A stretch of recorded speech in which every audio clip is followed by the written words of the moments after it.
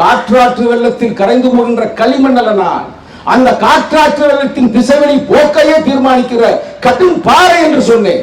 அப்படிப்பட்டவர் தான் புரட்சியாளர் அம்பேத்கர். இது நம்ம போந்து பேசல, புரட்சியாளர் அம்பேத்கரே பதிவு செய்யப்பட்ட கருத்து. அவர் கேட்கிறாங்க, என்னங்க நீங்க காங்கிரஸ்ல போயிருக்கிறீங்க, எப்படிங்க கரைந்து போய்விட மாட்டீர்களா அப்படின்னு கேட்கும் பொழுது புரட்சியாளர் அம்பேத்கர் சொன்னது, நான் களிமண் இல்லப்பா, நான் அப்படியே கரைஞ்சு போறதுக்கு நான் கடும் பாறை.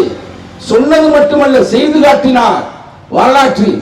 அப்படிப்பட்ட மாபெரும் தலைவர் புரட்சியாளர் அம்பேத்கர் அவர்கள் வெளிநாட்டில் இருந்து வருகின்ற பொழுது, உங்களுக்கு தெரியாத நிறைய பேருக்கு சொல்றேன் நான், அப்ப இங்க இருக்கிற பத்திரிகை எல்லாம் எழுதுறாங்க, அம்பேத்கர் மனைவி இறந்து போயிட்டாங்க, அவர் அங்கிருந்து வரும் பொழுது ஒரு கேர்ள் ஃப்ரெண்டோட வரப்போறாரு.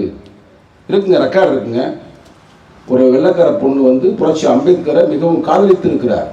நிறைய பேருக்கு தெரியாது. அவருடைய 13வது தொகுப்பணி எடுத்து பார்த்தீங்கன்னா காணிக்கை அப்படின்னு R போட்டிருப்பாரு, R போட்டிருப்பாரு. அந்த R நான் கடைசியில் சொல்ற அந்த பேருக்கு என்ன நேமுக்கு அர்த்தம்னு.